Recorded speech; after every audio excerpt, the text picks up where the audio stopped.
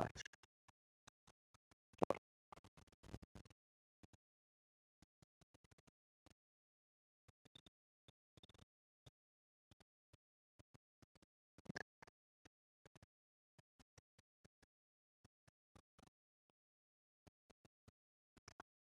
Screen দেখতে পাচ্ছ তো?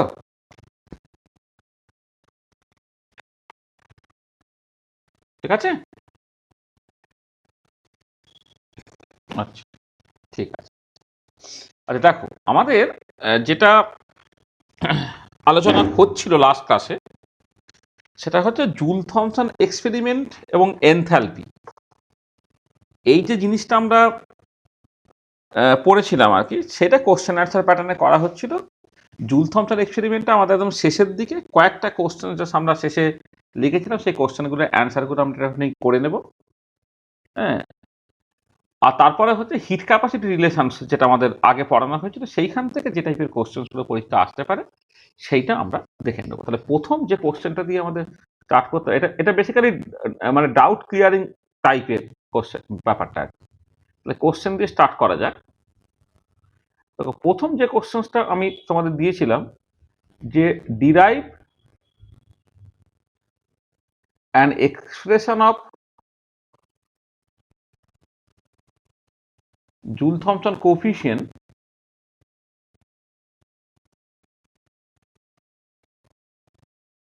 For van der Waals gas. তো এরকম একটা এক্সপ্রেশন থেকে আমরা ব্যাপারটাকে স্টার্ট করি। আচ্ছা, এইখানে দেখো, এই জুল থমসন কোফিশিয়েন্টের যে স্ট্যান্ডার্ড এক্সপ্রেশনটা আমরা বের করি, সেই এক্সপ্রেশনটা অ্যাকচুয়ালি ঠিক না। হ্যাঁ, যেটা স্ট্যান্ডার্ড বইয়ে তোমার কাছে অ্যাভেলেবেল যে বইগুলো আছে, দেখবে জুল থমসন কোফিশিয়েন্টের এক্সপ্রেশন, ধরো তুমি ক্যাস্টেনের বই করছো, বা গ্লাসস্টোনের বই করছো, বা রক্ষিতের বই করছো, বা কে এল কাপুরের বই করছো, যেগুলো করা আছে সেগুলো বেসিক্যালি তোমার একটা মানে অ্যাপ্রক্সিমেট এক্সপ্রেশন, এটা কারেক্ট নয়। এবারে কারেক্ট এক্সপ্রেশনটা আমাদের বইয়েই করে দেওয়া আছে, আর সাহা শ্রীবাস্তবের বইয়ে করে দেওয়া আছে। সাহা শ্রীবাস্তবের বইয়ে ডেরিভেশনটা করে দেওয়া নেই, আমাদের বইয়ে কিন্তু এক্সাক্ট ডেরিভেশনটা করে দেওয়া আছে। কিন্তু প্রথমেই যদি সেই অ্যাকচুয়াল ডেরিভেশনটা, বা যেটা একদম মানে মোর অ্যাকিউরেট ডেরিভেশনটা যদি আমি করি, হ্যাঁ, তাহলে কিন্তু তোমার জিনিসটা বুঝতে একটু কমপ্লিকেটেড লাগবে। এখানে আমরা স্ট্যান্ডার্ড বইয়ে যেটা করে দেওয়া আছে সেটা করি, কারণ সেটা লিখলেই তোমাকে তোমাকে পরীক্ষা দেবে, নম্বর দিয়ে দেবে। কিন্তু এর বেটার এক্সপ্রেশন আছে, এবং তার জন্য আমাদের দেখবে ইন্ডিয়ান জার্নাল অফ ফিজিক্সে একটা পেপার আমরা করেছিলাম, জাস্ট ওই স্ট্যান্ডার্ড বইয়ে ভুলগুলোকে ধরিয়ে দিয়ে। দেখবে ওই method of successive approximation and applications in chemistry, সেরকম একটা হেডিং এ আমাদের একটা পেপার আছে, তোমরা দেখতে পারো। আর আমাদের বইয়ে কিন্তু কারেক্ট এক্সপ্রেশনটা করে দিয়ে আছে, যারা খুব ডিটেলে পড়তে চাও তারা কিন্তু সেখান থেকে দেখে নিতে পারবে। তো স্ট্যান্ডার্ড যে ট্র্যাডিশনাল বইগুলো যেটা করে দেওয়া আছে, বা তোমাদের মাস্টারমশাইরা যখন করাবে, যেভাবে করাবে, বা যেটা লিখলে তোমার পরীক্ষায় ফুল মার্কস দিয়ে দেবে, সেইটা আমি প্রথমে করে দিই আর কি। ঠিক আছে? তাহলে চলো আমরা শুরু করি। তাহলে ইকুয়েশন অফ স্টেট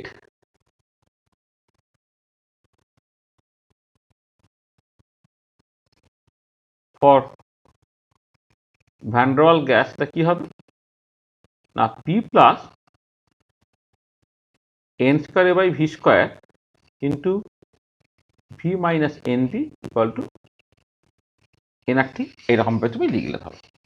এইটা, এটাকে চাইলে আমি পার মোল হিসেবেও লিখে দিতে পারতাম, অর তুমি লিখলে P plus A by V bar square into V bar minus B equal to R T, এরকমভাবে তুমি লিখতে পারো। যে কোনো একটা দিয়ে তুমি স্টার্ট করো, একজন আসছে দেখে নিতে পারি। এইটা, আচ্ছা, এবারে এটাকে কেমন করে লিখছি দেখো। মানে আমি এটাকে লিখছি এইরকম করে, ধরো তুমি এই P equal to R T by, সেটা ভি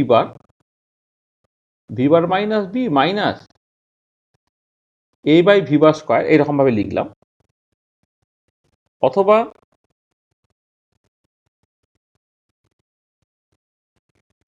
আচ্ছা, এইরকম নয়, আর রকম ভাবে করে দিই, না এইটাকে থেকে এইটা করে দিই। কোনটাকে করে দাও? গুণটাকে করে দিচ্ছি দেখো, P V bar minus BP plus A by V bar minus A B by V bar square equal to RT. তাহলে or P V bar equal to, প্রত্যেকটা স্টেপ বুঝতে পারছো কিনা দেখো, আমি জাস্ট গুণটাকে করেছি। তাহলে P V bar equal to কি লিখলাম, আরটি প্লাস বিপি লিখলাম minus A by V bar লিখলাম plus A B by V বারটা স্কোয়ার লিখলাম, অর ভি বার সমান লিখছি RT by P plus B minus A by P V bar plus A B by P V bar তার square. এই পর্যন্ত হল। আচ্ছা, এবারে এই ধরনের ইকুয়েশন নিয়ে ডিল করার যেটা অসুবিধে সেটা হচ্ছে এই যে বাঁ দিকেও ভি বার আছে, ডান দিকেও ভি বার আছে। আমি ডান দিকের ভি বারটাকে হটাতে চাইছি, তার জন্য আমি কি করছি দেখো, একটা অ্যাপ্রক্সিমেশন করছি। এটা আরটি বাই পি যেমন আছে আছে লিখলাম, এটা বি লিখলাম minus A by P V বারের জায়গায় আরটি লিখলাম, আর এখানে একটা এ বি পি যদি গুণ করে দিই তাহলে P square V bar square হয়ে যাচ্ছে, এটা আরটি স্কোয়ার টি স্কোয়ার লিখলাম, এরকমভাবে লিখলাম ভি বারটা। আচ্ছা, এইটা লেখার সময় তোমাকে কতগুলি জিনিস মাথায় রাখতে হবে। এটা তো এই পি ভি বারের জায়গায় আরটিকে এটা লিখেছি, আইডিয়াল গ্যাসের ক্ষেত্রে পি ভি বারটা আরটি হয়, কিন্তু ভ্যান্ডাওয়াল গ্যাসের জন্য তো পি ভি বারটা আরটি নয়। তার মানে এখানে কিন্তু একটা অ্যাপ্রক্সিমেশন করেছি। কিন্তু এই যে অ্যাপ্রক্সিমেশনটাকে করেছি সেটা কোথায় না, স্মল টার্ম। এই যে এখানে এ আছে বা এখানে এ বি আছে, এগুলো আছে মানে এগুলো খুব স্মল টার্ম। তাহলে স্মল টার্মে কিছু অ্যাপ্রক্সিমেশন করি, তাহলে সার্টেনলি কিছু এরার ইন্ট্রোডিউসড হয়েছে, সেই এরারগুলো নেগলিজিবলি স্মল, সেটা আমাদের ফাইনাল কনক্লুশনকে কোনো রকমভাবেই অ্যাফেক্ট করবে না। তাহলে এই কথাগুলো লিখে দিতে হবে। Here we have replaced P V bar by RT in the small correction term, the error introduced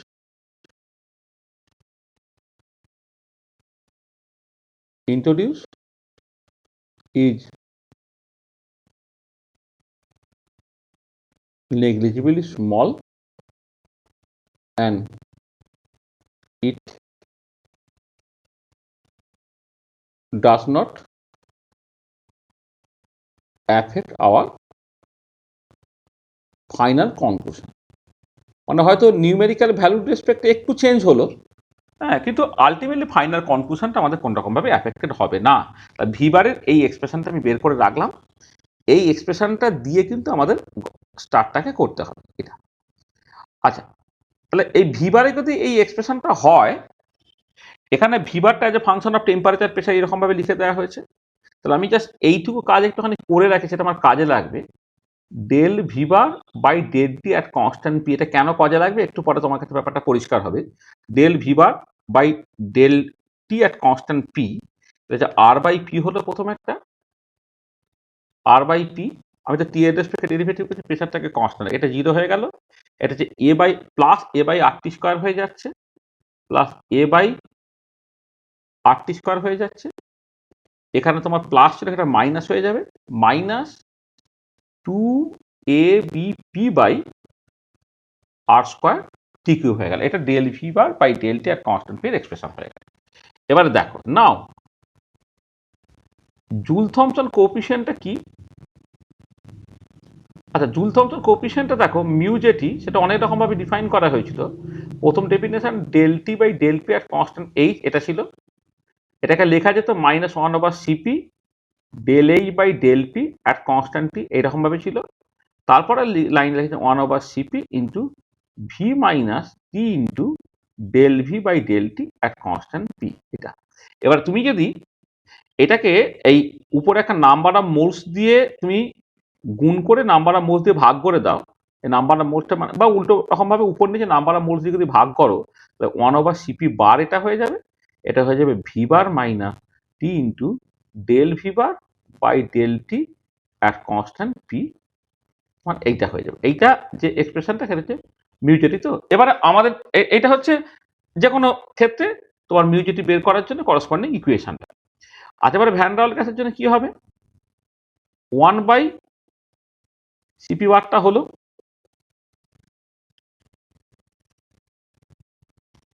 1/CP বার হলো। ভি বারের জায়গায় কি লিখবো আমি? দেখো, ভি বারের জায়গায় এই পুরো জিনিসটাকে বসিয়ে দিলাম, RT/P plus B minus A/RT plus AB/P/R²T²। দেখো, আমি এই ভি বারের এক্সপ্রেশনটাকে এখানে বসিয়েছি, RT/P প্লাস বি মানে A/RT প্লাস AB/P/R²T², এটা হলো। আচ্ছা, মাইনাস 3 ইন্টু এই পুরো জিনিসটা, মাইনাস 3 ইন্টু এই পুরো জিনিসটা কত? R/P plus A/RT² minus 2ABP/R²T³ এইটা। তাহলে কি হচ্ছে দেখো, -1/CP bar RT/P plus B minus A/RT plus AB/R²T² minus, এখানে গুণ করে দিচ্ছি, দেখো RT/P হলো মাইনাস A/RT হলো প্লাস 2ABP/R²T² হলো এইটা। তা কি হয়ে যাচ্ছে দেখো, এটা -1/CP বার, দেখো RT/P কেটে চলে গেল, তাই এটা বি হলো মাইনাস 2A/RT হলো প্লাস 3ABP/R²T² হলো। এইটা হচ্ছে ভ্যান ডার ওয়াল গ্যাসের জন্য মিউজেটির একটা সিম্পলেস্ট অ্যাপ্রক্সিমেট এক্সপ্রেশন বেরোলো। সাডেনলি এটা একটা অ্যাপ্রক্সিমেট এক্সপ্রেশন। কেন অ্যাপ্রক্সিমেট এক্সপ্রেশন? কারণ আমি এই ভি বারের যে এক্সপ্রেশনটা দিয়ে স্টার্ট করেছি, এটাই অ্যাকচুয়ালি একটা অ্যাপ্রক্সিমেট এক্সপ্রেশন। সেখানে মিউজেটের যে এক্সপ্রেশনটা বেরিয়েছে, সেটা একটা অ্যাপ্রক্সিমেট এক্সপ্রেশন বেরিয়েছে। এটাই দেখবে স্ট্যান্ডার্ড বইয়ে তোমার করে দেওয়া আছে। স্ট্যান্ডার্ড বই মানে নর্মাল যে বাজার চলতি বইগুলো আর কি, সেটা একটা করে দেওয়া আছে, এবং এইখান থেকে যে ফাইনাল কনক্লুশন আমি পৌঁছাবো সেটা মোরাললেস কারেক্ট, এবং এখান থেকে পুরো জিনিসটাকে প্রথমে বলে দেওয়া যায়। তাহলে প্রথম যেটা ছিল, দেখো, যে ডিরাইভ অ্যান এক্সপ্রেশন অফ মিউজেটিক Joule Thomson coefficient for van der Waals gas, সেই ডেরিভেশনটা আমরা করলাম। এই ডেরিভেশনটা একটু লেন্দি। তাহলে দেখো, এই ডেরিভেশনটা বুঝতে কারো কিছু অসুবিধা আছে কিনা বলো। ঠিক আছে, এটা প্রথমে বলো। দেখো, এই জায়গাটায় কারো যদি কিছু অসুবিধা থাকে আমায় বলো, যে কোন জায়গাটা বুঝতে পারোনি বা কিছু। যদি কোনো কিছু অসুবিধা আমায় বলো, ভয়ের কিছু নেই, বলো।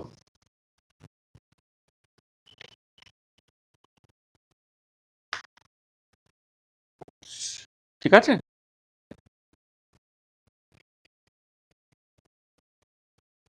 বুঝেছো? হুম। আর কারো কিছু অসুবিধা আছে? নতুন যারা, তারা বলো। শিশির ঘোষ, বলো।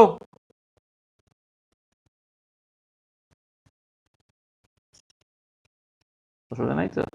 ঠিক আছে, ঠিক আছে, চলো। অনুক্ষা, ঠিক আছে।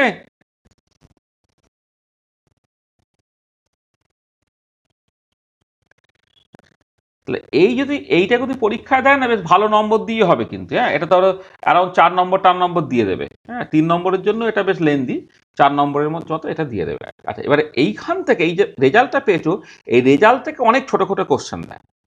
আচ্ছা, প্রথম যে কোশ্চেনটা দেয়, তাহলে কোশ্চেনটা কিন্তু এরকম দেয়, যে কোশ্চেন নাম্বার 2 বললো,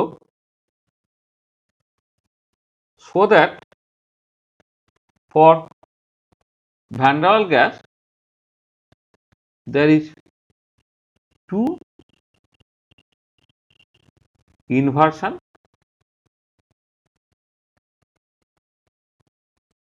temperature. So that for van der Waals gas there are 2 inversion temperature. এরকম একটা কোশ্চেন দিল, ধরো। আচ্ছা, এবার এখানে এই কোশ্চেনটা যখন দেবে, তোমার ধরো 4 থেকে 5 নম্বর দেবে, ধরো অ্যারাউন্ড 5 নম্বর তোমাকে দিয়ে দিল। তাহলে এত বেশি নম্বর দিলে তুমি কি করবে? এর সলিউশনটা যখন করবে, হ্যাঁ, এটা যখন সলিউশনটাকে করবে, তখন প্রথমেই যেটা করতে হবে, যে এই যে ডেরিভেশনটাকে করা হয়েছে না, সেই ডেরিভেশনটা প্রথমে তোমাকে লিখতে হবে। ধরো 1 মিনিট।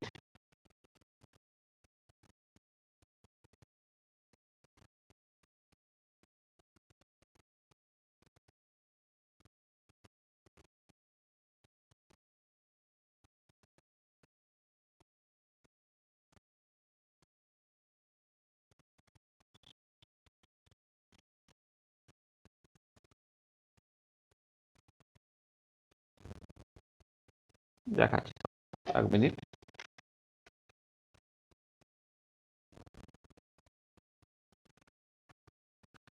দেখো তাহলে এই এখন কি আসছে আবার, পরে কি আসছে,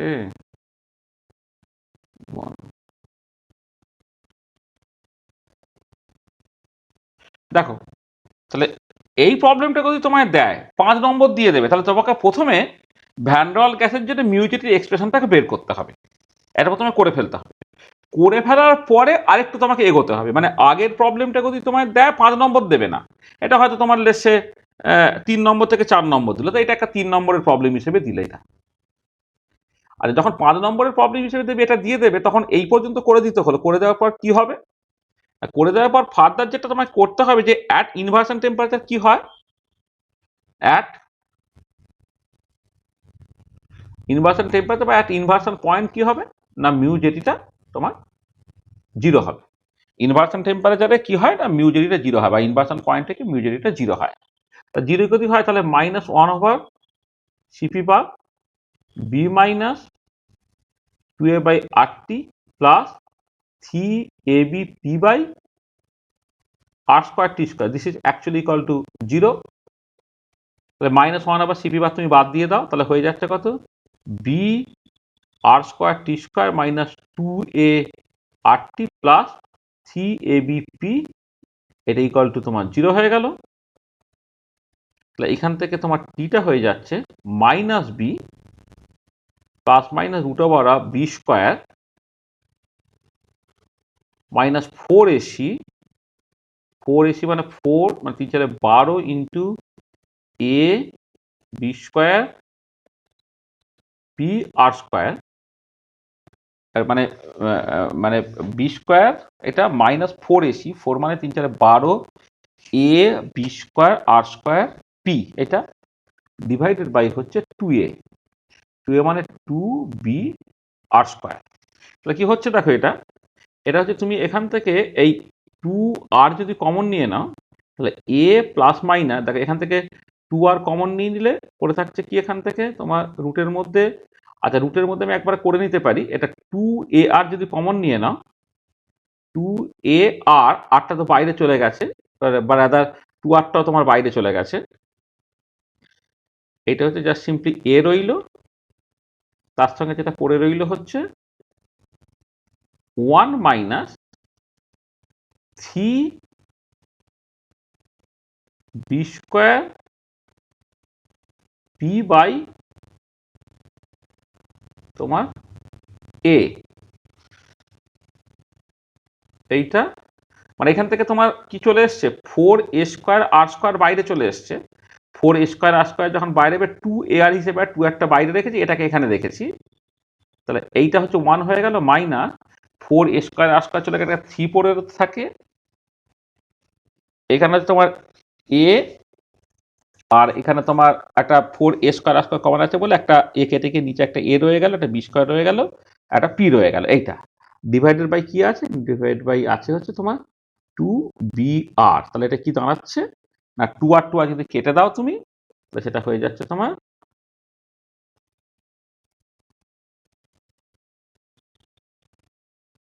a/rb,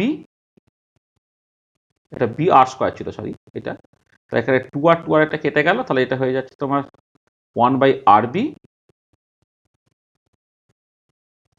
ইন্টু, আচ্ছা এটাও কমন নিয়ে নাও, a/rb into 1 plus minus √1 minus 3b² p/a, এইটা হলো। দেখো তোমার পরিষ্কার টি এর একটা কোয়াড্রেটিক ইকুয়েশনে কিন্তু দুটো টেম্পারেচার পেয়েছো, দুটো টেম্পারেচার হচ্ছে a/rb into 1 plus minus √1 minus 3b² p/a। তাই দেখাতে বলেছিল যে দুটো ইনভার্সন টেম্পারেচার হবে, দুটো ইনভার্সন টেম্পারেচার তুমি পেয়ে গেলে, এই টিটা হয়ে যাচ্ছে তোমার বেসিক্যালি টি আই বা টি ইনভার্সন। তো দেখাতে বলেছিল for van der gas there are 2 inversion temperature. দেখো আমি যেহেতু টেম্পারেচারের কোয়াড্রেটিক ইকুয়েশন পর্যন্ত টার্মটাকে রেখেছি, তাহলে এবারে যখন ইনভার্সন টেম্পারেচার আসে তখন মিউজেরিটা 0 হয়, সেখান থেকে যে টেম্পারেচারটা বেরোয় সেটা ইনভার্সন টেম্পারেচার, এবং ইনভার্সন টেম্পারেচার তোমার এইটা বেরোলো। তাই কিন্তু 5 নম্বরের কোশ্চেনটা এইটাকে করে এইটা করতে হবে। এইটা হচ্ছে যা থার্মোডাইনামিক্স তুমি পড়বে, this is the longest question, যেটা পরীক্ষা তোমায় দিতে পারে টানা একটা 5 নম্বর কোশ্চেন দিয়ে, যে ভ্যান ডার ওয়াল গ্যাসের জন্য তোমাকে মিউ জেটির এক্সপ্রেশন বের করে সেখান থেকে জুল থমসন কোএফিসিয়েন্টটাকে বের করতে হলো। দেখো বুঝতে পারলে? কোনো অসুবিধা আছে? হয়েছে? বোঝা গেল?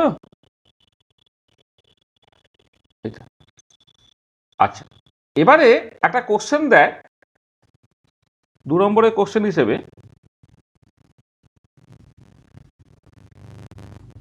বললো show that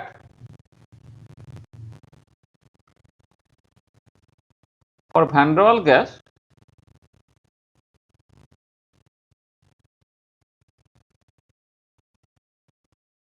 inversion temperature Ti equal to 2 into TB, যেখানে TB যেখানে where TB is the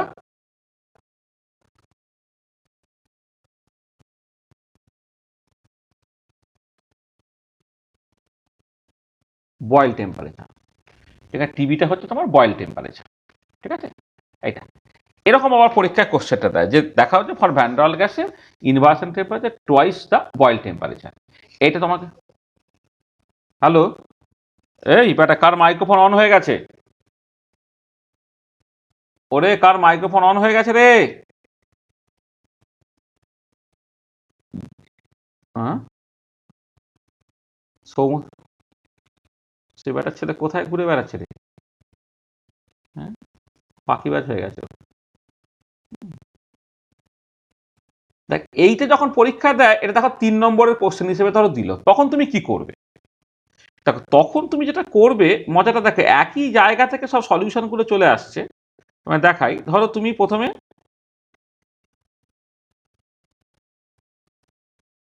এক মিনিট,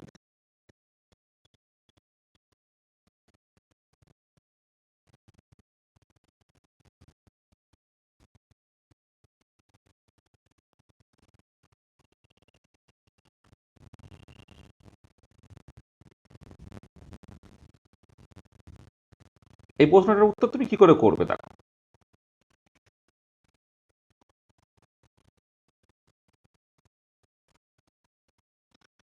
আচ্ছা দেখো, আমি তোমাকে এটা ওখানে সিম্পলিফাই করে দেখাচ্ছি, মানে আরো সিম্পলিফাই করে করা গেছে, কিন্তু আমি খুব ডিটেলসটাই তোমায় দেখাচ্ছি।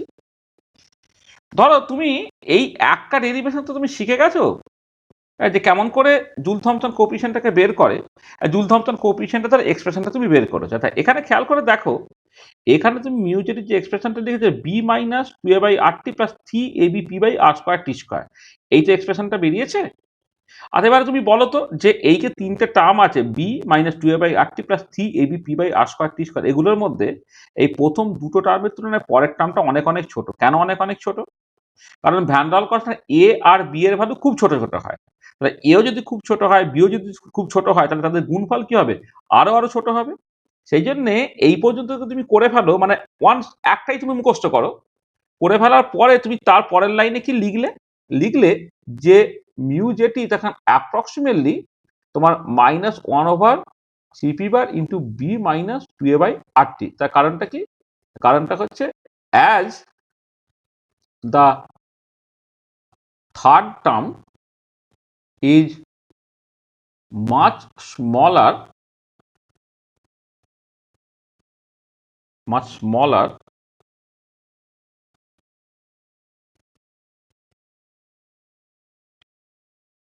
smaller in comparison to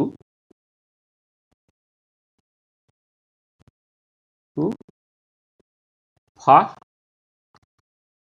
two terms, particularly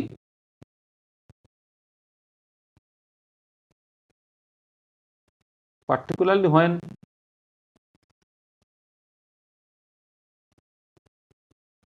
pressure is low and temperature is high. তো দেখো আমি কি করলাম, একদম আমি একরকম ডেরিভেশন করেছি, আমি জাস্ট লাস্ট টার্মটাকে বাদ দিয়ে দিয়েছি। লাস্ট টার্মটাকে বাদ দিয়ে দিলাম কেন? কারণ লাস্ট টার্মটা হচ্ছে বাকি টার্মগুলোর থেকে অনেক অনেক ছোট। আর এবারে কোশ্চেন হতে পারে যে আমি লাস্ট টার্মটা কিন্তু বাদই দেবো, তাহলে আমি এত কিছু করছি কেন? দেখো, এইটা তুমি একটা করতে পারতে যদি তোমাকে কোশ্চেনটা এক্স্যাক্টলি এটা দেয়, তুমি যখন এই ভ্যান ডল গ্যাসের জন্য ভিবারের এক্সপ্রেশনটাকে বসিয়েছো না, তুমি এইখানে এই যে এবি কন্টেন্ট টার্মটাকে তুমি বাদ দিয়ে দিতে পারো। ঠিক একই রকম করে যখন ডেল ভিবার বাই ডেল টি এর কনস্ট্যান্ট পি করছো, এই লাস্ট টার্মটা বাদ চলে গেল। তাহলে প্রথম থেকে যদি বাদ দাও, তাহলে এই যে এক্সপ্রেশনটা করবে তুমি সরাসরি 1 CP bar B minus two A by R T পাবে। আর যদি মনে হয় যে না আমি মানে পুরোটাকেই করি, তারপরে আমার ফাইনাল যে অ্যান্সারটা চাইবে সেই মতো করে করবো, তাহলে কিছুই না, ওই একটা ডেরিভেশন তুমি করলে, করে এইখানে এই অ্যাপ্রক্সিমেশনটাকে করলে। এবারে কি হলো? এবারে হচ্ছে at Boyle temperature at inversion পয়েন্টে কি হবে? অ্যাট ইনভার্সন পয়েন্টে হচ্ছে তোমার মিউজেরিটা 0 হবে। অ্যাট ইনভার্সন পয়েন্ট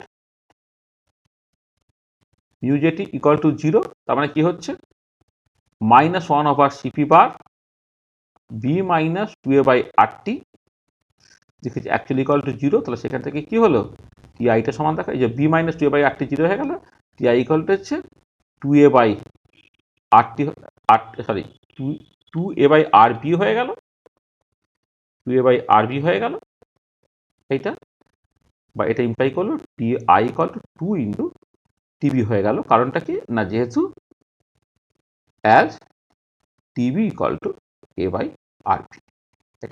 দেখো তোমার পরিষ্কার বোঝা যাচ্ছে যে inversion temperature twice the Boyle temperature.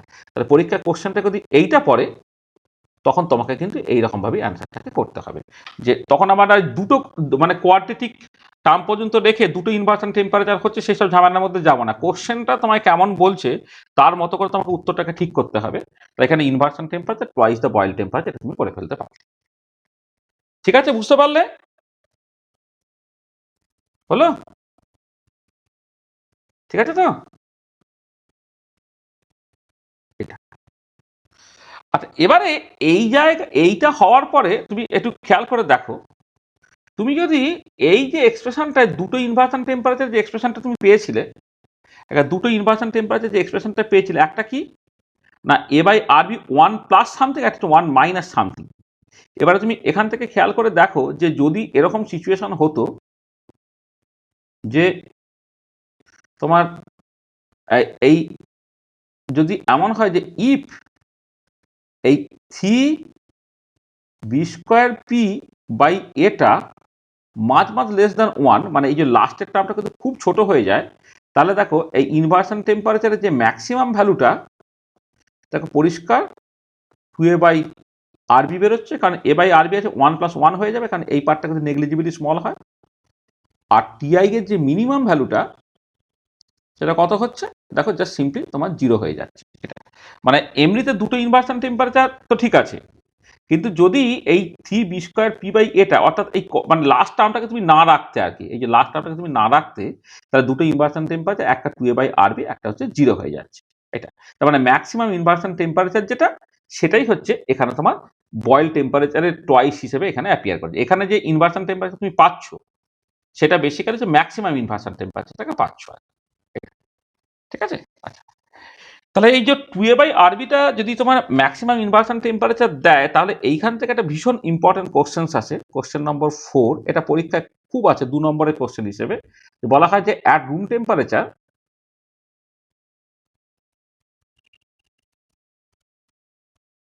Hydrogen and helium gas always show heating in Joule Thomson expansion. এটাকে এক্সপ্লেন করতে পারে। এটা 2 নম্বরের কোশ্চেন হিসেবে পরীক্ষা খুব রেগুলার বেসিসে দেয়। 2 নম্বরের কোশ্চেন। তাহলে কোয়ালিটেটিভ অ্যান্সারটা কি হবে? দেখো, তুমি এই যে ভ্যান ডল গ্যাসের আমার একটুখানি খেয়াল করে দেখবে যে তোমার পেতে গেলে, তোমার কুলিং পেতে গেলে, এই যে এই ছবিটাকে খেয়াল করো তাহলে বুঝতে পারবে। ধরো আমি এই ছবিটা আগে বলেছি, আরেকবার আমি বলে দিচ্ছি। দেখো, এদিকে যদি তোমার টেম্পারেচার প্লট করা হয়, এদিকে যদি প্রেশার প্লট করা হয়, তাহলে একটা যে ইনভার্সন কার্ভ আমি পাই, ইনভার্সন কার্ভটা কেমন দেখতে হয়, এরকম দেখতে হয়। তো তাহলে হিসেব মতো কি দাঁড়াচ্ছে, না এইটা হচ্ছে 0 আর এই ম্যাক্সিমাম ইনভার্সন টেম্পারেচারটা হচ্ছে তোমার 2a/RB। তাহলে এর মধ্যে যদি হয়, এর মধ্যে তোমার কুলিংটা হবে, এইটা এর বাইরে হলে তোমার হিটিং হয়ে যাবে। কারণ কি হয়েছিল না, এর মধ্যে হচ্ছে মিউ জেটিটা গ্রেটার দ্যান 0 হয়, আর এর বাইরে হচ্ছে মিউ জেটিটা লেস দ্যান 0 হয়। তাহলে এই মাঝখানে যদি তুমি থাকো তাহলে হচ্ছে তুমি কুলিং পাবে। তাহলে এবারে কুলিং পেতে গেলে কি হয় না, তোমার এই টেম্পারেচারটা, আচ্ছা একটা প্রেসার দেখো, একটা জিনিস, এই প্রেসারটা আমি একটা P0 এরকম নাম দিয়েছিলাম, সেই P0 থেকে কম হতে হবে, বা পি ম্যাক্স যাই বলো না কেন তার থেকে কম হতে হবে। আর টেম্পারেচারটা minimum inversion temperature maximum inversion temperature মধ্যে থাকতে হবে। তাহলে ফর কুলিং কি হচ্ছে, ফর কুলিং প্রেসারটা লেস দ্যান P0 হতে হবে, অ্যান্ড টেম্পারেচারটা তোমার এই টিআই মিনিমাম থেকে টিআই ম্যাক্সিমামের মধ্যে যেতে হবে, এটা। আর এবারে কথাটা হচ্ছে যে for hydrogen and helium,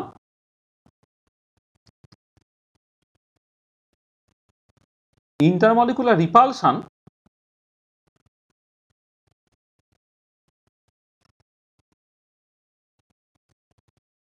dominates over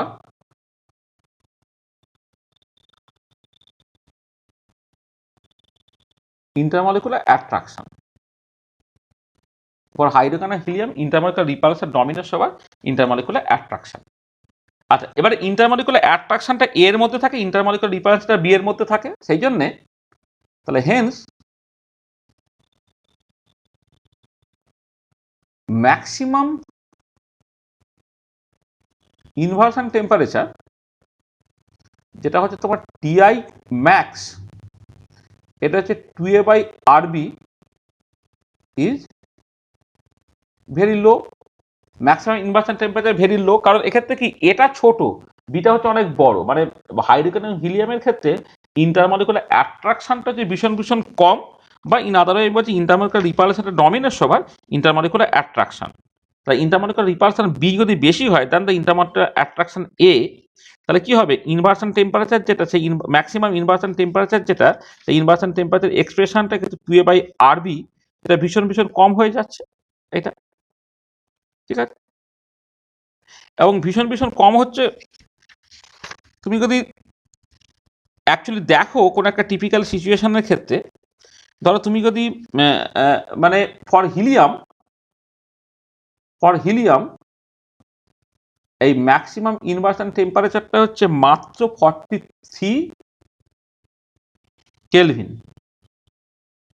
আচ্ছা, ধরো হাইড্রোজেন যদি তুমি দেখো, ম্যাক্সিমাম ইনভার্সন টেম্পারেচারটা হচ্ছে অ্যারাউন্ড 204 কেলভিন। বা ফর নিয়ন যদি কনসিডার করো, ম্যাক্সিমাম ইনভার্সন টেম্পারেচারটা সেটা হচ্ছে তোমার 228 কেলভিন এক্সেট্রা, এটা।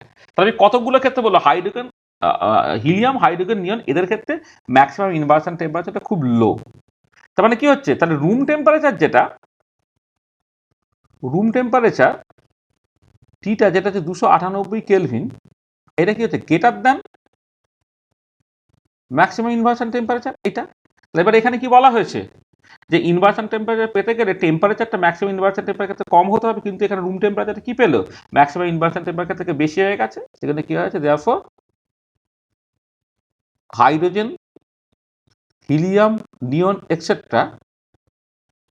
show a heating due to JT expansion.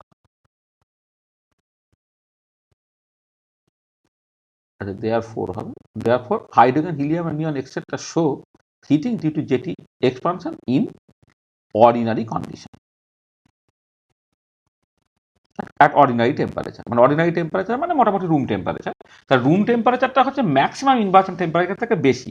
তাহলে দেখো এই ছবি এটা আগের দিনে খুব ভালো করে আলোচনা করা হয়েছিল, মানে দুবার অলরেডি আলোচনা করা হয়ে গেছে যে এই যে ইনভার্সন কার্ভটা তুমি পেয়েছো, সেই ইনভার্সন কার্ভে এই ভেতরের রিজিয়ানটাই হচ্ছে মিউজেটিভে পজিটিভ, অর্থাৎ এই জায়গায় কুলিং হয়। তাহলে তোমাকে এই জায়গায় থাকতে হবে, কিন্তু তুমি অ্যাকচুয়ালি আছো কোথায়? যে ম্যাক্সিমাম ইনভার্সন টেম্পারেচার ধরো হিলিয়ামের ক্ষেত্রে যেখানে 41 বা 43 কেলভিন, তুমি আছো তো 298 কেলভিন, অর্থাৎ এই ভেতরে অনেক বাইরে আছো। বাইরে যদি থাকো তুমি অলওয়েজ হিটিংই দেখাবে। এটা ধরো অন দ্য কন্ট্রারি,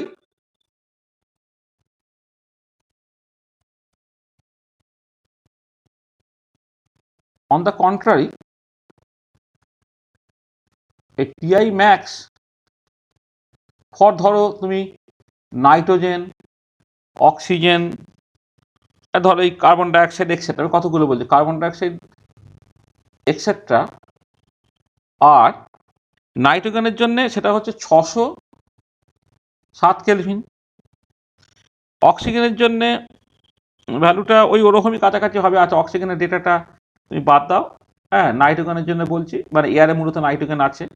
আচ্ছা, কার্বন ডাইঅক্সাইড যদি দেখো, কার্বন ডাইঅক্সাইড হচ্ছে 1275 kelvin respectively. In this case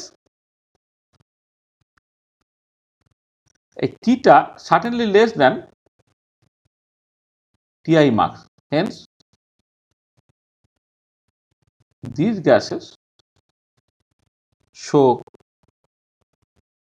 cooling due to JT expansion at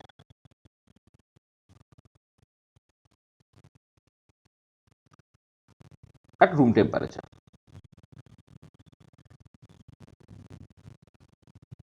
At room temperature. তো দেখো, তাহলে এইটা 2 নম্বরের কোশ্চেন হিসেবে কিন্তু পরীক্ষা খুব রেগুলার বেসিসে দেয়, যে কেন হাইড্রোজেন এবং হিলিয়াম যেটি এক্সপানশন, মানে জুল থমসন এক্সপানশনটা প্রথমে ডিজাইন কি কেন করা হয়েছিল? ডিজাইন করা হয়েছিল মূলত হচ্ছে কুলিং করার জন্য, কিন্তু হাইড্রোজেন হিলিয়াম গ্যাস নিয়ে যখন করা হচ্ছে, যে হিটিং হচ্ছে না তো শুধু, মানে কুলিং শুধু হচ্ছে না তো হিটিং হয়ে যাচ্ছে। তো কারণটা কি? তো কারণটা হচ্ছে মূলত দেখতে পাওয়া গেল যে আমি আগের দিন অ্যানালিসিস করে তোমায় বলে দিয়েছিলাম যে তোমার অ্যাকচুয়ালি এটা করতে হবে, যে যে প্রেসারটা এই যে পি জিরো তার থেকে কম হতে হবে।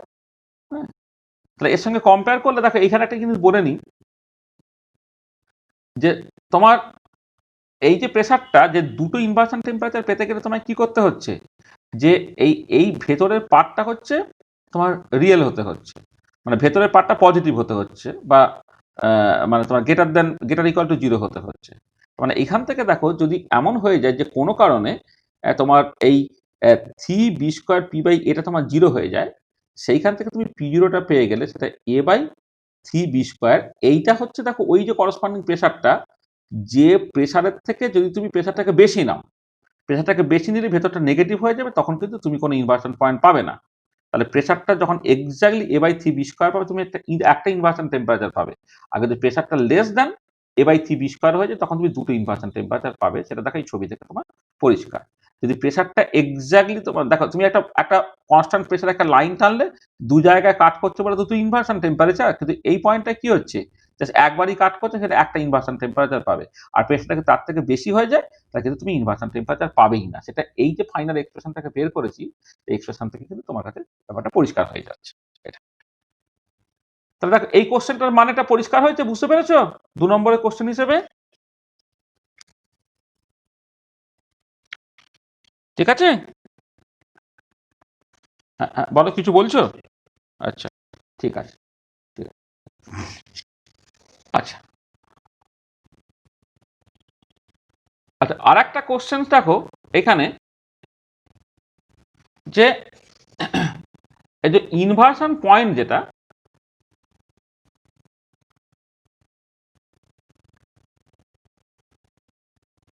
arises due to presence of two opposing forces. Inverse temperature, inverse point arises due to presence of two opposing forces. এইটাকে তোমাকে এক্সপ্লেন করতে বললো, ধরো এক্সপ্লেন। আচ্ছা, এটা তুমি কি করে এক্সপ্লেন করবে? আচ্ছা, একটু খেয়াল করে দেখো যে তোমার এই যে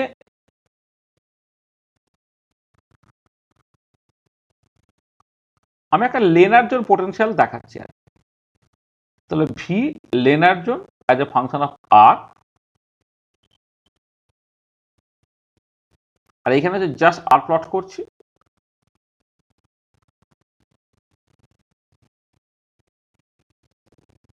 এইরকম একটা ছবি হচ্ছে লেনার্জন পোটেনশিয়ালে আর কি।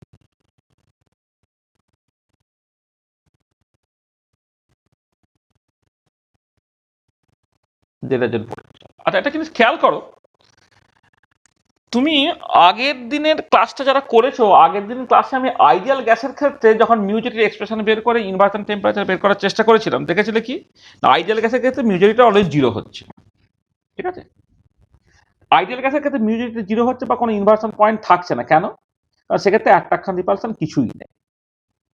আচ্ছা আর একটা গ্যাস কনসিডার করেছিলাম যেখানে P into V minus B equal to R T, সেখানে ইন্টারমলিকুলার অ্যাট্রাকশন টার্ম এ নাই কিন্তু ইন্টারমলিকুলার রিপালশন টার্ম বি আছে, সেক্ষেত্রে কিন্তু শুধুমাত্র হিটিং হচ্ছিল। আবার যখন P plus N square by V square into V equal to N R T, যেখানে ভ্যান ডার ওয়ালসটা বি নাই এ আছে, সেখানে শুধুমাত্র তোমার কুলিং হয়েছিল। তার মানে পরিষ্কার বুঝতে পারছো যে ইন্টারমলিকুলার ইন্টারাকশন থাকা না থাকার সাথে হিটিং কুলিং এই ব্যাপারগুলো নির্ভর করে। আচ্ছা এবারে ভ্যান ডার ওয়াল গ্যাসের ক্ষেত্রে যেটা হচ্ছে যে এ বি দুজনেই আছে। আচ্ছা এ বি কে দুজনেই আছে, সেখান থেকে তুমি পরিষ্কার বুঝতে পারছো এই যে এক্সপ্রেশনটা, ধর আমি যদি মিউজেটের একটা নর্মাল এক্সপ্রেশন এরকম বলি যে মিউ যেটিটা সেটা হচ্ছে minus one over CP bar into B minus A by two A by R B, এই অ্যাপ্রক্সিমেট এক্সপ্রেশনটা থেকে তুমি স্টার্ট করি এইটা B minus two A by R B two A by R B, এই যদি এক্সপ্রেশনটা তুমি স্টার্ট করি, দেখো কি হচ্ছে যদি এমন হয় যে if beta greater than A by R B, that is intermolecular repulsion dominance over এটা কি করলাম 2a বাই আর বি না আর টি, B minus 2a by R টি, এই যে এইটা আর কি, মানে মিউজেটির যে এক্সপ্রেশনটা আমি বের করেছি না এই এক্সপ্রেশনটা আর কি, B minus 2a by R T, এটা যদি এমন হয় যে বিটা greater than 2a by R T,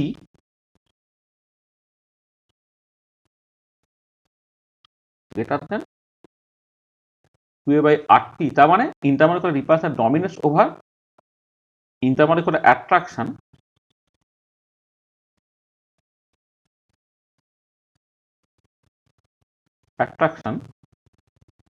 then কি হচ্ছে তখন মিউ যেটিটা লেস দ্যান জিরো হচ্ছে, এখান থেকে তোমার কি হচ্ছে হিটিং হচ্ছে।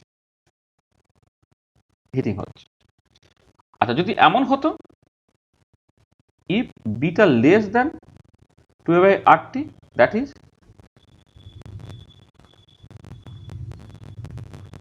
ইন্টারমলিকুলার অ্যাট্রাকশন, মানে এটা বড় আর কি, ডমিনেটস ওভার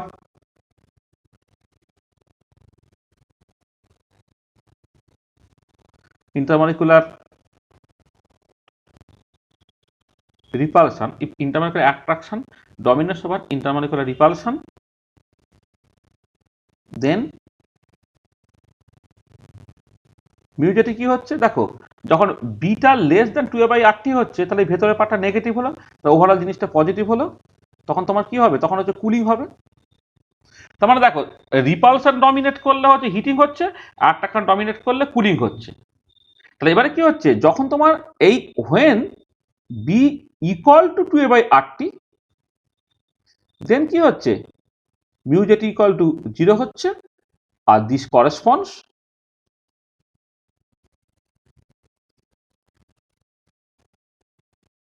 ইনভার্সন পয়েন্ট, এটাই করেসপন্ড করছে ইনভার্সন পয়েন্টটা।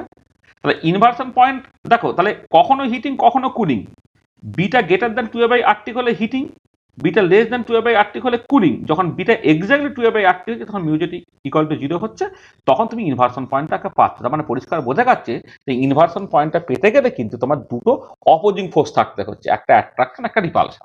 এটা তাহলে এইখানে তুমি ছবিতে কি করে দেখাবে দেখো জিনিসটাকে, যে যখন জুল থমসন এক্সপানশন হচ্ছে, এক্সপানশন হলে কি হয় না ইন্টারমলিকুলার সেপারেশনটা বাড়ে, এক্সপানশন হলে প্রেশার কমে গেছে, সেপারেশনটা বাড়ে। তার মানে তুমি অ্যাজিভ জানো এই লাইন বরাবর তুমি যাচ্ছ, এভাবে যাচ্ছ। এবারে এই রিজিয়নটা কি হচ্ছে দেখো, যে এই জায়গাটা হচ্ছে অ্যাট্রাকশন ডমিনেট করে ডান দিকটা। যখন গেসিয়াস স্টেট আমরা যখন পড়িয়েছিলাম তখন দেখবে এই ডান দিকটা অ্যাট্রাকশন ডমিনেট, আর বাঁ দিকটা কি হচ্ছে, বাঁ দিকটা হচ্ছে তোমার repulsion dominate, repulsion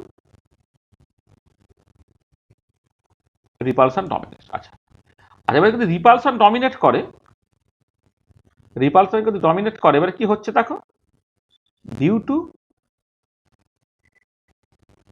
jetty expansion কি হচ্ছে না, জেটি এক্সপানশন যখন হচ্ছে মানে কি ইন্টারমলিকুলার সেপারেশনটা বাড়ছে, মানে আরটা বাড়ছে, তো তোমার পোটেনশিয়াল এনার্জিটা কি হচ্ছে, তোমার পোটেনশিয়াল এনার্জিটা তোমার ডিক্রিজ করছে। আচ্ছা তাহলে কাইনেটিক এনার্জিটা কি হবে, ইনক্রিজ করবে, কারণ এটা আইসেনথালপিক প্রসেস মানে টোটাল এনার্জিটা কনস্ট্যান্ট, তার kinetic energy increases as total energy is constant. Total energy মানে টোটাল এনথালপি, এখানে কাইনেটিক এনার্জিটা তোমার ইনক্রিজ করছে, কাইনেটিক এনার্জি করলে কি হবে, টেম্পারেচার, টেম্পারেচার কি হবে, ইনক্রিজ করবে, আর টেম্পারেচার ইনক্রিজ করবে মানে কি তোমার হিটিং হবে। তাহলে দেখো টেম্পারেচার কখন বাড়ে, দেখো কাইনেটিক এনার্জি বাড়লে, তাহলে এইখান থেকে যখন তুমি আস্তে আস্তে এগোচ্ছ তখন দেখো পরিষ্কার পোটেনশিয়াল এনার্জিটা আস্তে আস্তে আস্তে কমছে। তাহলে পোটেনশিয়াল যদি কমতে থাকে তাহলে কাইনেটিক এনার্জি থেকে বাড়তে হবে, টোটাল এনার্জি থেকে কনস্ট্যান্ট রাখার জন্য এখানে টেম্পারেচারটাকে বাড়তে হবে। আচ্ছা এই পয়েন্টটা ধরো এলো, এই পয়েন্টের পরের পয়েন্টটা কি হচ্ছে, অ্যাট্রাকশন যেখানে ডমিনেট করছে সেখানে দেখো কি হচ্ছে, ডিউ টু জেটি এক্সপানশন আবার অ্যাজ ইউজুয়াল পোটেনশিয়াল এনার্জিটা কি হবে, ইনক্রিজ করছে। দেখো এই মিনিমাম পয়েন্ট থেকে যত এদিকে যাচ্ছে পোটেনশিয়াল, এটা তো পোটেনশিয়াল এনার্জি প্লট, পোটেনশিয়াল যেটা বাড়ছে এটা, তাহলে কি হবে, কাইনেটিক এনার্জিটা ডিক্রিজ করবে টোটাল এনার্জিটাকে কনস্ট্যান্ট রাখার জন্য, সেখানে কি হবে, টেম্পারেচার ডিক্রিজেস, সেখানে কি হচ্ছে তোমার কুলিং হচ্ছে। আর এই যে তাহলে দেখো এইখান থেকে শুরু করে আপ টু দিস পার্ট পর্যন্ত, তখন এইখান থেকে আস্তে আস্তে আস্তে এই কাঠ পর্যন্ত এলে তাহলে টেম্পারেচার ইনক্রিজ করছে, হিটিং করছে, এই পয়েন্টের পরে হচ্ছে টেম্পারেচার ডিক্রিজ করছে, কুলিং হচ্ছে। তাহলে এই পয়েন্টে কি হচ্ছে না, তোমার হিটিং কুলিং তার রোলটা চেঞ্জ করছে। তাহলে this point corresponds inversion point, এইটা করেসপন্স করছে বেসিক্যালি তোমার ইনভার্সন পয়েন্ট। তোমরা দেখো তাহলে এই ছবিতেও তুমি বুঝতে পারলে যে রিপালশন ডমিনেট করলে হিটিং হয়, অ্যাট্রাকশন ডমিনেট করলে কুলিং হয়, যেখানে হিটিং কুলিং তার রোলটা চেঞ্জ করে সেখানে তোমার ইনভার্সন পয়েন্টটা হয়। সেখানে এটাও পরীক্ষায় 2 নম্বরের কোশ্চেন হিসেবে পড়েছে, কোশ্চেনটার উত্তরটা খুব ভালো এবং বুঝে বুঝে তোমার উত্তর করতে হবে, যে inversion point arises due to presence of two opposing forces. এটা 2 নম্বরের কোশ্চেন হিসেবে কিন্তু পরীক্ষায় তোমায় খুব দেয়। ঠিক আছে, বুঝতে পারলে এটা?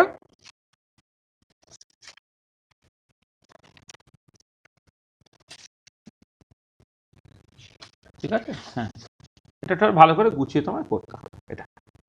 আচ্ছা একটা জাস্ট অ্যাডিশনালি একটা ইম্পর্টেন্ট জিনিস একটুখানি বলে নিই, একটুখানি অন্য কালারে। দেখো তুমি একটা জিনিস দেখো এখান থেকে, যে যখন ভ্যান ডের ওয়াল গ্যাস করছো, P plus N square by V square into V minus N B equal to NRT, এটা ভ্যান ডের ওয়াল গ্যাস। তার জন্যে তোমার মিউ যেটির এক্সপ্রেশনটা আছে কত, -1 CP bar into B minus 2a by RT plus C A B P by R square T square, C A B P by R square T square. তাহলে এইটা হচ্ছে তোমার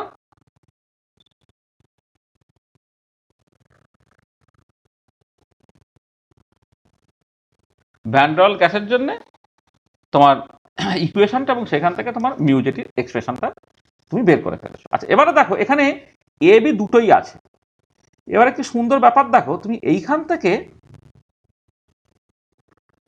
তিনটে ইকুয়েশন কিরকম ভাবে বের করে ফেলতে পারছো। ধরো এও জিরো, বিও জিরো, তাহলে যে ইকুয়েশনটা হবে কি, সেটা পিভি ইকুয়াল টু এনআরটি। তো আইডিয়াল গ্যাস মানে এই যে ভ্যান ডের ওয়াল ইকুয়েশন সাথে এও যদি জিরো করো, বিও যদি জিরো করা, তিনটা মানে করে অ্যাট্রাকশনে জিরো, রিপালশনে জিরো, বা ভ্যান ডের ওয়াল এও জিরো বিও জিরো, তো ইকুয়েশনটা করো পিভি ইকুয়াল টু এনআরটি। তখন মিউ জেটির এক্সপ্রেশনটা কি হবে, এই এক্সপ্রেশনে এ আর বি জিরো বসিয়ে দাও, তখন মিউ জেটি তখন জিরো হয়ে গেল। তাহলে আইডিয়াল গ্যাসের ক্ষেত্রে তুমি ইকুয়েশনটা দেখো পেয়ে গেলে, আইডিয়াল গ্যাসের ক্ষেত্রে পিভি ইকুয়াল টু এনআরটি, সেখানে মিউ জেটি জিরো বেরোয়। আচ্ছা, এবারে ধরো এ ইকুয়াল টু জিরো কিন্তু বিটা হচ্ছে নট ইকুয়াল টু জিরো, তাহলে ইকুয়েশনটা কি হবে, এটা জিরো বিটা নট ইকুয়াল টু জিরো হলে P into V minus N B equal to NRT, এটা।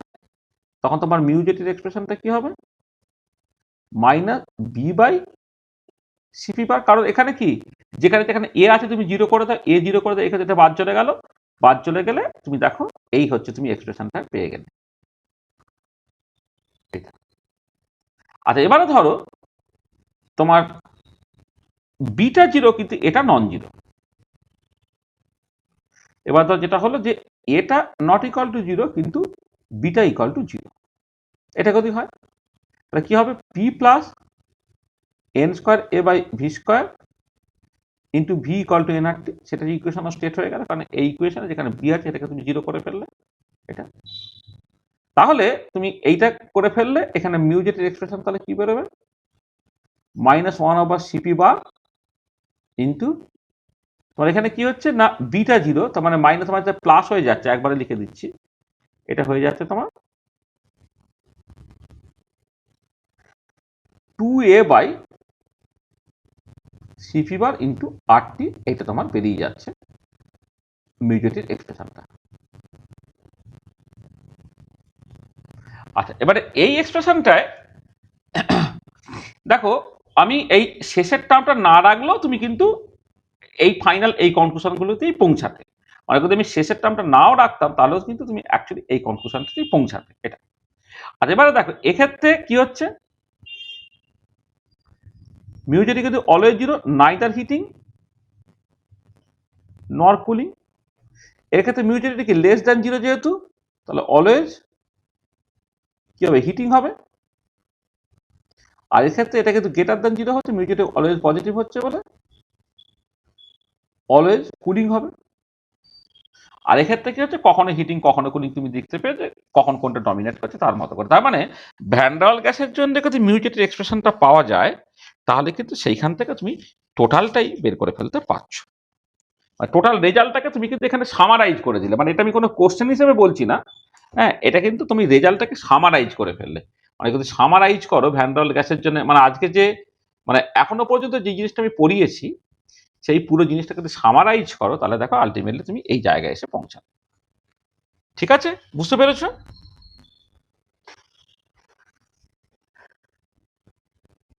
ঠিক আছে, হয়েছে? কোনো অসুবিধা আছে?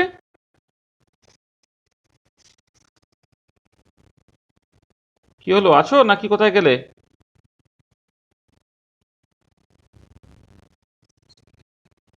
নাই তো? আচ্ছা,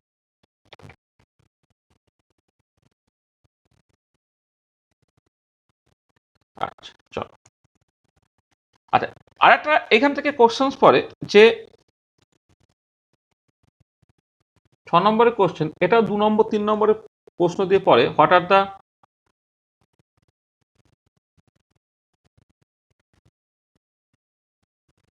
differences between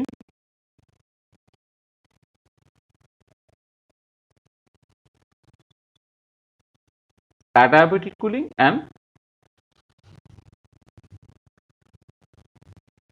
joule Thomson cooling.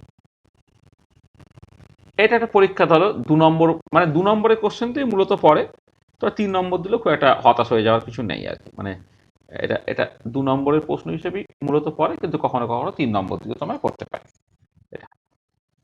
তো দেখো তোমার তাহলে বাঁদিকে লিখছি adiabatic cooling,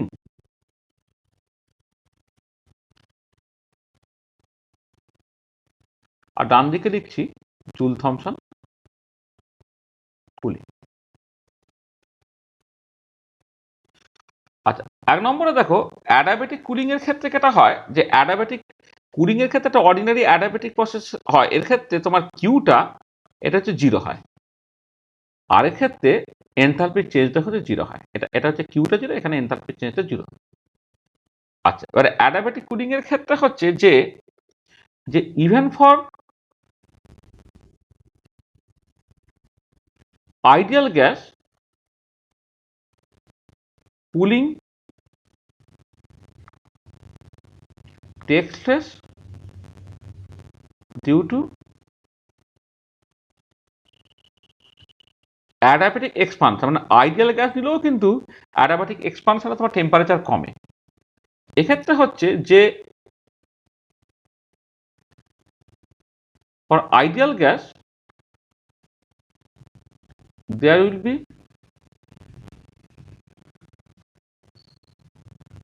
neither heating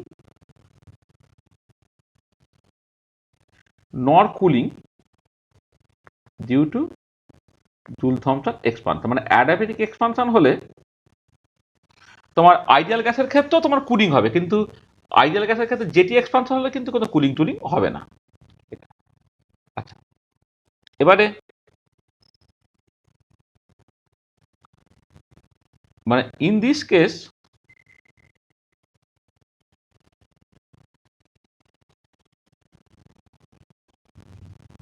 there will be always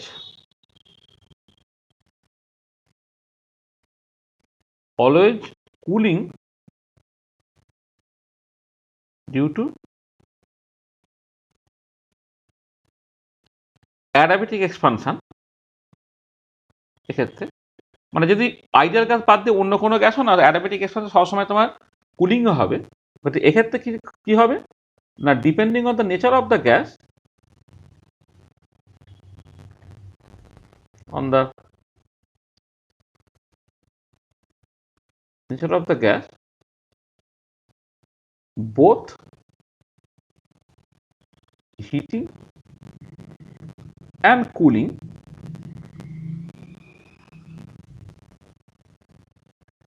depending on the nature of the gas. আর একটা কথা লিখে দেওয়া উচিত ছিল, and at and on the experimental condition and on the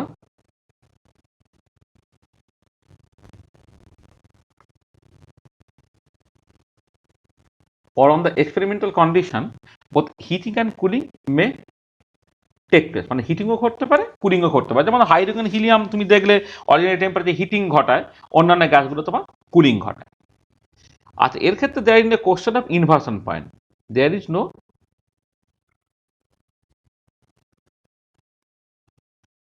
inversion point. এখানে ইনভার্সন পয়েন্টের কোনো গল্প নেই, এক্ষেত্রে দেয়ার ইজ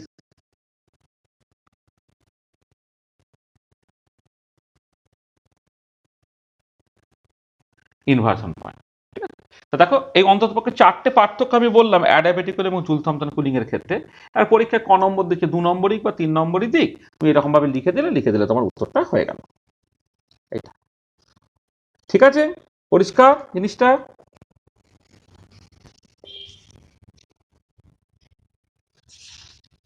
কোনো অসুবিধা নেই তো?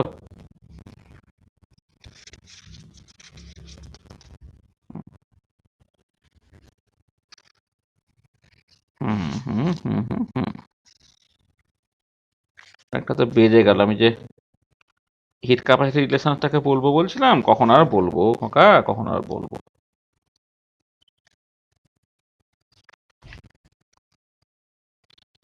না হয় না হবে, পরের দিন হবে, টেনশনের কি আছে? আমরা তো আছি, তোমরাও আছো। হ্যাঁ, তো ঘাবড়ে যাওয়ার কিছু না, ভয়ের কত কিছু নেই। হুম।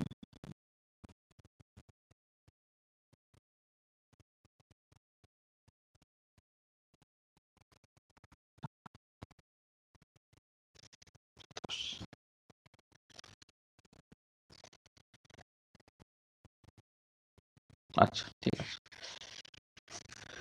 আচ্ছা, কাজ করি তাহলে, আজকে আমরা না এইখানেই রেখে দিই, বুঝলে? হ্যাঁ, আমরা নেক্সট ক্লাসটা করতে গেলে আবার অনেকটা বেশি সময় লেগে যাবে, আরো ঘন্টা খানেক লেগে যাবে, সেটা নিয়ে একটু তোমাদের আবার অসুবিধা হয়ে যাবে, অনেক রাত্রি হয়ে যাবে। তাহলে আমরা আজকে এই পর্যন্তই রাখছি। তাহলে নেক্সট ক্লাসটা তো অফলাইন ক্লাস। নেক্সট ক্লাসে যেটা আমরা করব সেটা হচ্ছে যে তোমার ওই যে ডাউট ক্লিয়ারিং, সেই পুরো ব্যাপারটা হচ্ছে দুটো জিনিস একবারে করে দেবো। একটা হচ্ছে তোমার হিট ক্যাপাসিটি রিলেশন,